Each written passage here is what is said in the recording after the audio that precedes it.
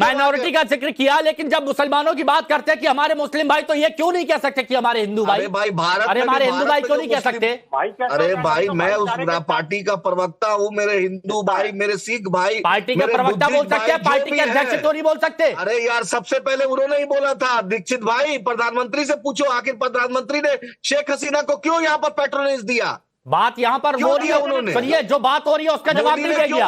मैं फिर से बोल रहा हूँ, अरे वो तो हम कह रहे हैं, वो तो खुलकर बोल रहे हैं कि हिंदुओं की सुरक्षा की जाए, आप लोग क्यों नहीं बोलते? मुंह में दही जम जाता है। उसके चलते भारत को नुकसान हो रहा है शेख हसीना को यहाँ पैट्रोनेज देने से, एक मिनट देने से। ठीक है चलिए, यहाँ नुकसान हो रहा है। सैयद अली अब्बास साहब, प्रधानमंत्री की नाकामी है ये आप बोल रहे हैं। अरे अपनी है, पहले अपना देखिए एक मिनट। सैयद अली अब्बास साहब, मैंने तो खुल के बोला कि वहां के हिंदू आप बोल रहे हैं, आपके अध्यक्ष नहीं बोल रहे हैं, आपके अध्यक्ष को डर है वोट बैंक ना छिटक जाए। वीडियो पढ़ते हैं, देखते हैं, उसके बाद बोलते हैं, उसके बाद चर्चा करते हैं। सबसे बिना सर पैर की बातें यहाँ पर नहीं की जाती है। सैयद अली अब्बास साहब, सैयद अली अब्बास साहब, क्यों क्या वोट बैंक का डर सता रहा है, इसीलिए आज खुलकर साइड नहीं लिया जा रहा? सैयद अली अब्बास साहब, प्रधानमंत्री को बोलिए होश में आए, शेख हसीना को वापस करे। अच्छा, सबसे पहले हिमांशु जी मैं एक महिला आपसे दो सवाल रखूंगा। सैयद अली अब्बास साहब ने एक मिनट हाँ, दो सवाल मैं रख रहा हूँ, हिमांशु जी जरा गौर से सुनिए।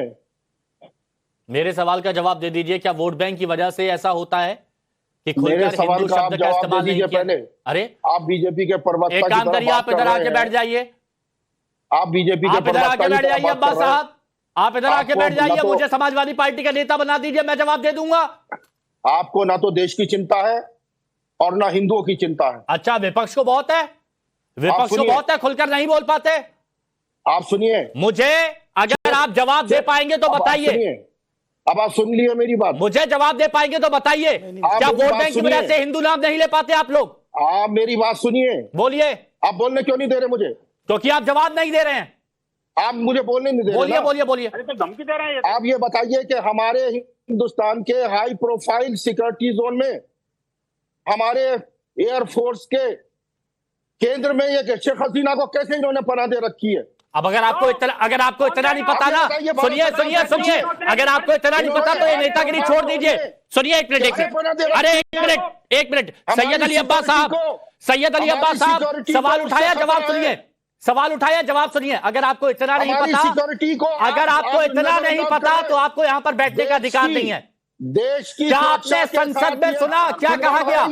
क्या आपने संसद में सुना सरकार की तरफ से क्या कहा गया इस पर? आप देश की सुरक्षा के साथ खिलवाड़ कर रहे हैं, उसको क्या आदमी है आप?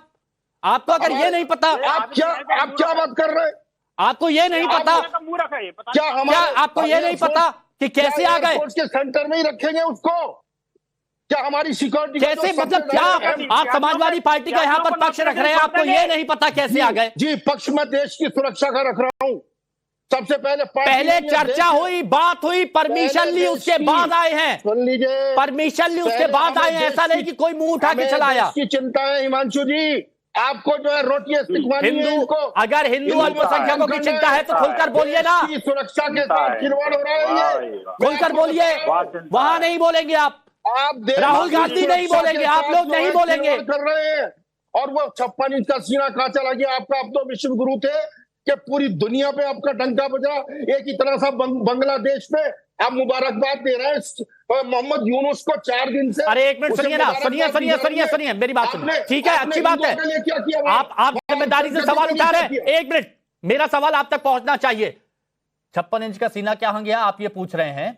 उन्होंने हिंदुओं के सुरक्षा होने प्रधानमंत्री को, अरे क्या जो है सुनिए ना अब्बास साहब, उन्होंने हिंदुओं को लेकर बात की, आवाज उठाई, नाम लिया। आप लोगों की तरफ से क्या जिक्र किया गया? एक नाम बताइए मुझे, राहुल गांधी, अखिलेश यादव।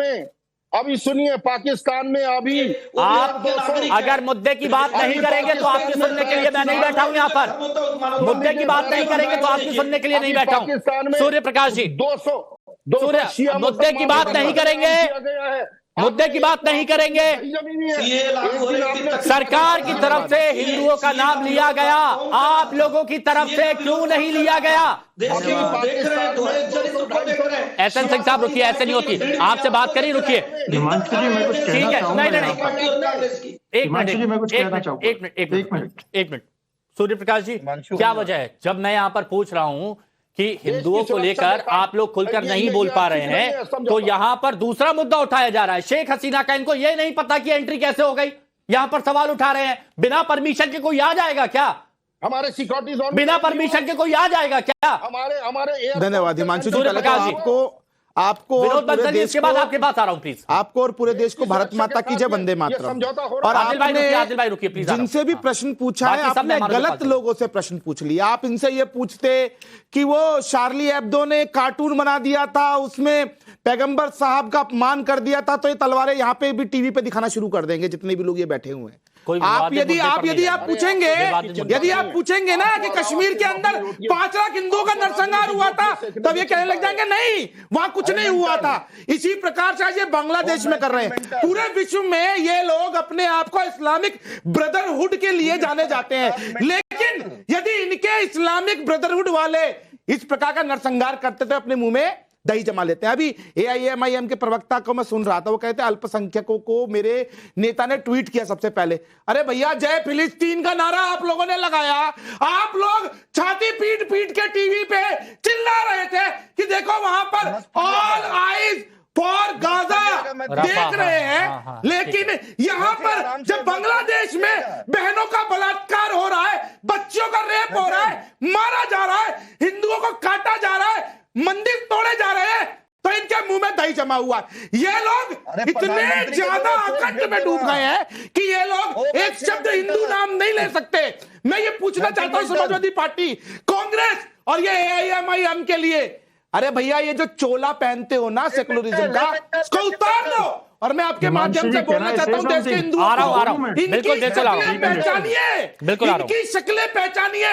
ये वो पार्टियां हैं जब इस देश में कहीं, इस विश्व में कहीं पर भी किसी मुस्लिम के ऊपर कोई अटैक होता है तो छातियां पीटती है, लेकिन हिंदुओं को काटा जाता है अच्छा, तो ये अपने मुंह में दही जमा लेते हैं।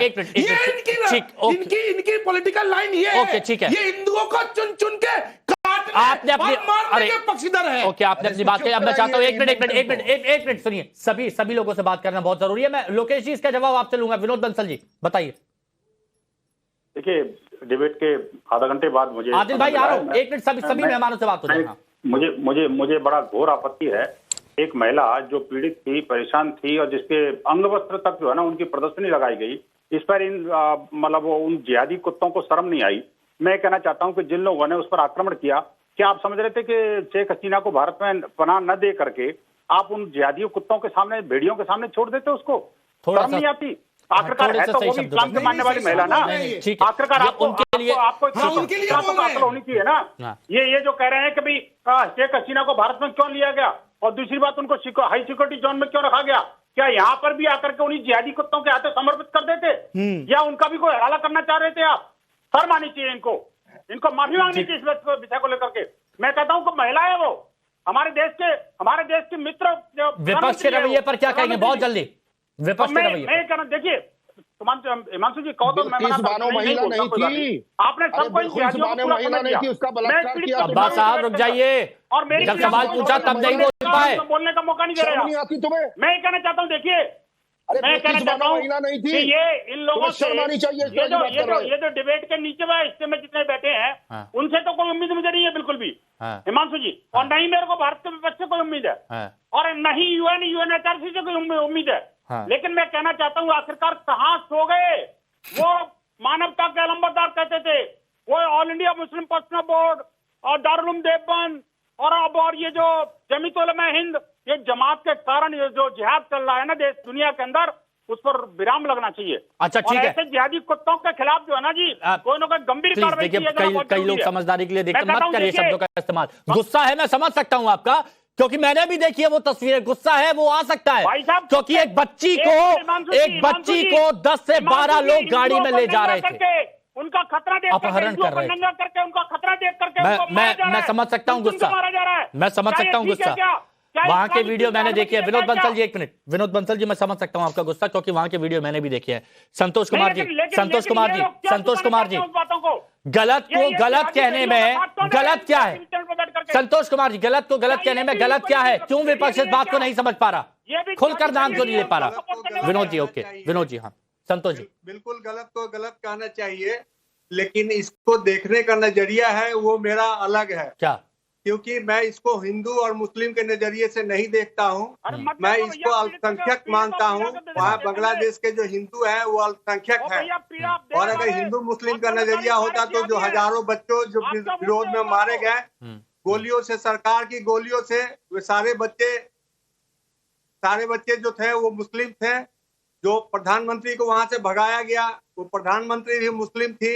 तो मंदिर क्यों तोड़े जा रहे हैं वहां पर? के नजरिए से ना देख मंदिर क्यों तोड़ा जा रहा है? अल्पसंख्यक मैं क्यों मानता हूं हिंदुओं के लगातार प्रतिष्ठानों पे हमले हो रहे हैं? एक मिनट, नहीं, और मैं मौका मिला, रुकिए, मैं जवाब मौका दूंगा कि हमारे देश के सारी पार्टियों को और सरकार को वो अल्पसंख्यक हिंदू जो बांग्लादेश में है उनके सपोर्ट में होना चाहिए।